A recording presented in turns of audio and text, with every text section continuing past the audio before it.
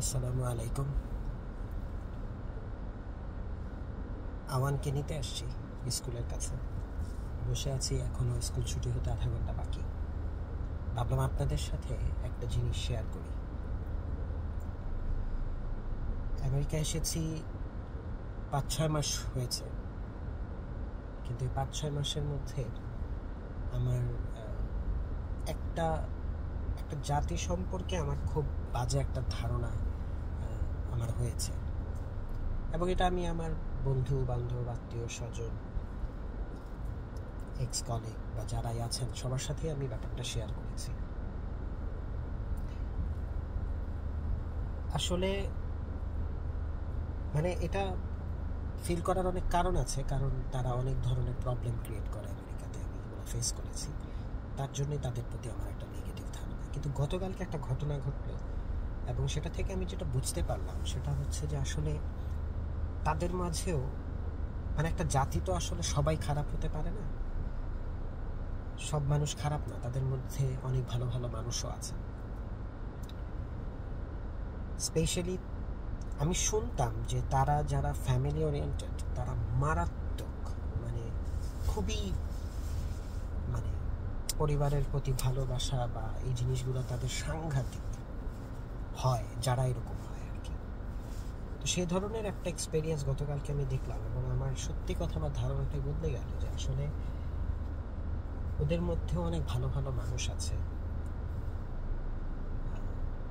মানে এবং এত মানে এইরকম একটা মানুষ তার পরিবারকে এইভাবে এক্সপোজ করতে পারে, এটা আসলে একেবারেই ধারণার বাইরে। আমি যেমন ঘটনাটা বলি, তার আগে একটা জিনিস বলে নিই যে আমাদের একটা সমস্যা আছে।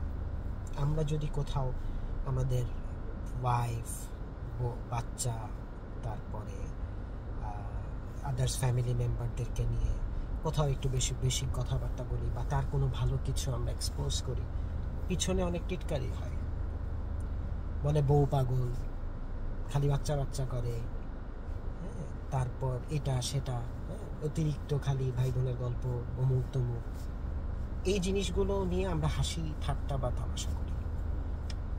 আমরা সেলিব্রিটিদেরকে নিয়ে বলি যে ওয়াও কি নাইস, কি সুন্দর, কি চমৎকার, এটা শুনতে আমাদের ভালোই লাগে, কিন্তু আরেকজনের পরিবার নিয়ে যখন সে কিছু বলতে যায় সেটা আমাদের কাছে ভালো লাগে না। আমরা কেন যেন পিছনে এটা নিয়ে খুব ফান করি। আসলে এটা হয়েছে, আমি এটাই হয়।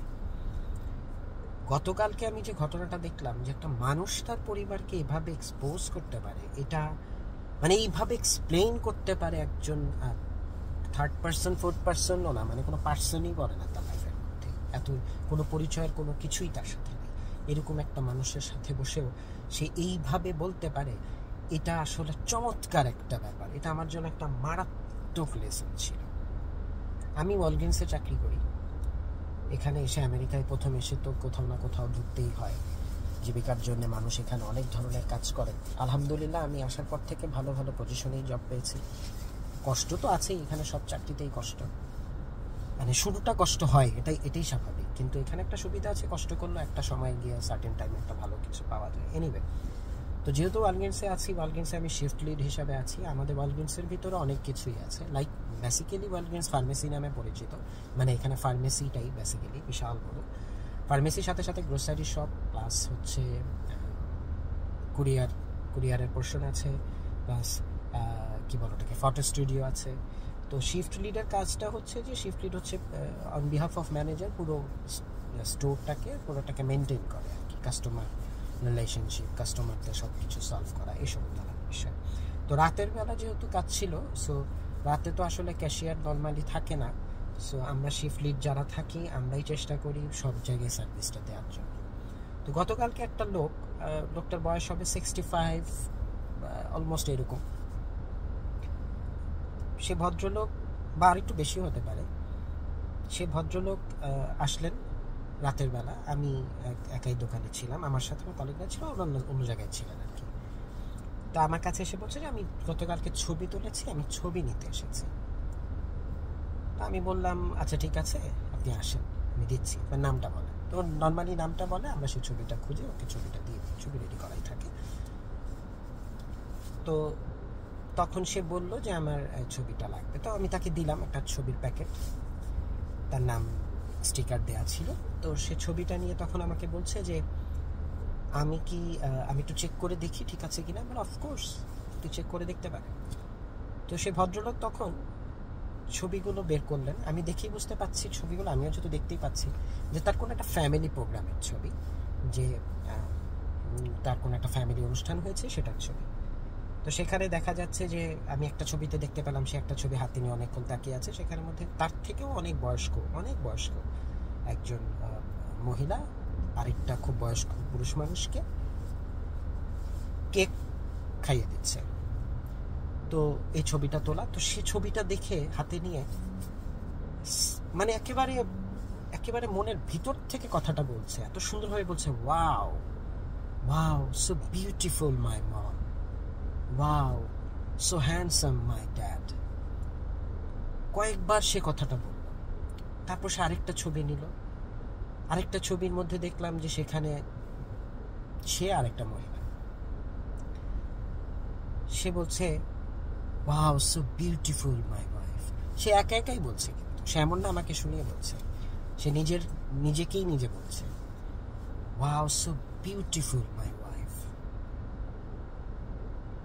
তারপর সে আরেকটা ছবি, আরো অনেক ছবি ছিল, এর মধ্যে একটা ছবি ছিল অনেক মানুষজন মানে একসাথে, সে তার ওয়াইফ, তার বাবা মা এবং সাথে মানে ফ্যামিলি ছবি, তার ছেলে মেয়েরা, তার তার নাতি নাতনি, এদের সবাইকে নিয়ে বসা। তখন সে ভদ্রলোকটা বলছে যে সেই ছবিটা হাতে নিয়ে এসে বলছে wow so beautiful is my family, you know. তখন সে আমাকে বলছে, you know, this is my family, so beautiful, right? He is my son, she is my daughter, and you know the cute beautiful kids are my grandson, my granddaughter. You know, they are so cute, right? My God, my family is so beautiful, my wife so beautiful, my mother, right? Am I right? আমি এত সুন্দর করে লোকটা তার পরিবারকে মানে পরিবারের মানুষগুলোর কথা এমনভাবে আমাকে বলছে, আমি মুগ্ধ। আমি তখন লোকটাকে তাকিয়ে বললাম যে yes, your mom is so beautiful still now, even your wife also so beautiful, and your family really you're so lucky person who belong this kind of family, actually really it's fantastic. লোকটা বলছে আর তার চোখ ছলছল করছে মানে আনন্দে। মানে একটা মানুষ কিভাবে এক্সপ্রেশন করে চিন্তা করে। এবং একটা পর্যায়ে গিয়ে তখন লোকটা ছবি ঢুকিয়ে ফেলছে আর কি প্যাকেটের মধ্যে। তো তখন তার একটা ব্যাচ ছিল গলায়, সেখানে লেখা ছিল GISD, মানে গার্ল্যান্ড ইন্ডিপেন্ডেন্ট স্কুল ডিস্ট্রিক্ট। এখানে একটা স্কুল ডিস্ট্রিক্ট এসে জব করে। তো আমি বলছিলাম তুমি কি এখানে GISD-তে জব করো? বলে যে হ্যাঁ আমি এখানে জব করি, এখন রিটায়ারমেন্টে চলে যাচ্ছি আর কি, এখন একদম শেষ সময় আমার, এবং I am very happy because I have a beautiful family. লোকটা চলে যাওয়ার পরে আমি চুপ করে থেকে তখন শুধু ভাবছিলাম যে মানুষ সেলিব্রিটি, নায়ক নায়িকা এদেরকে নিয়ে ছবি নিয়ে বা এদেরকে নিয়ে বলে, বা বন্ধু বান্ধব বা আত্মীয় স্বজন ভাই বোন সবার সামনে বলে, বা যেখানে হোক সবার সাথে সবাই শেয়ার করে। আমি দেখেছি যেটা, বা আমি নিজেও করেছি, সেটা হচ্ছে যে বাও মামা কি দারুণ লাগতেছে ওরে, বা দেখছে আরে ওরে দেখছিলা কি সুন্দর লাগতেছিল। অথচ কোনোদিন কি আমরা আমাদের ফ্যামিলির ছবি, পরিবারের মানে ভাই বোন, বাবা মা, ওয়াইফ, বাচ্চা এদেরকে নিয়ে কখনো আমাদের বন্ধু বান্ধব, কলিগ, আত্মীয় স্বজন কারো কাছে সামনে বসে কখনো বলেছি যে কি সুন্দর লাগতেছে না আমার বোটারে, বা কি সুন্দর আমার মাকে কি ফ্রেশ লাগতেছে মাশাআল্লাহ। মারটা তাও হয়তো বা অনেক সময় অনেকেই বলে, কিন্তু ওয়াইফেরটা, বাচ্চারটা, এদেরটা বা বাচ্চারটাও বলে যে কি, নিজে কখনো বলে না। কারণ বলতে গেলে মানুষ হাসবে, মানুষ বলবে কি মানে একেবারে বউ পাগল, বাচ্চা পাগল, এই টাইপের কথাবার্তা। মানে অথচ এটাই কিন্তু হওয়া উচিত, রাইট? মানে এক্সপ্রেশন তো তাদের জন্যই হওয়া উচিত। কিন্তু আমরা ক্যাটরিনা কাইফ, অ্যাঞ্জেলিনা জোলি, অমুক তমুক এদেরকে নিয়ে আমরা বলি, কিন্তু কেন? মানে যাদেরকে নিয়ে বলা উচিত কেন আমরা সেটা বলি না? আমরা আসলে এক্সপ্রেশন কিভাবে করতে হয় সেটাই জানি না। সেই লোকটার কাছ থেকে আমি যখন এটা শিখলাম, আমি জানলাম, আমার কাছে মানে আমি মানে সারা দিন সারা রাত শুধু এই জিনিসটাই আমার মাথার মধ্যে মানে বারবার ঘুরপাক খাচ্ছে যে কি চমৎকারভাবে একটা মানুষ তার পরিবারকে এক্সপ্রেস করতে পারে, একটা কল্পনা আসলে। সো তাদের মাঝে অনেক ভালো মানুষ আছে, নিঃসন্দেহে আছে, আর এরকম পরিবার কেন্দ্রিক মানুষ আসলে দারুণ। অনেক কিছু শিখলাম আমি। জাস্ট আমার আইডিয়াটা, আমার জাস্ট এক্সপিরিয়েন্সটা আমি আপনাদের সাথে শেয়ার করলাম। আই হোপ আমাদের সবারই এরকম করা উচিত, কারণ আমাদের পরিবার আমাদের কাছে এটাই ডিজার্ভ করে। I think so. Thank you, ভালো থাকবেন, দোয়া করবেন।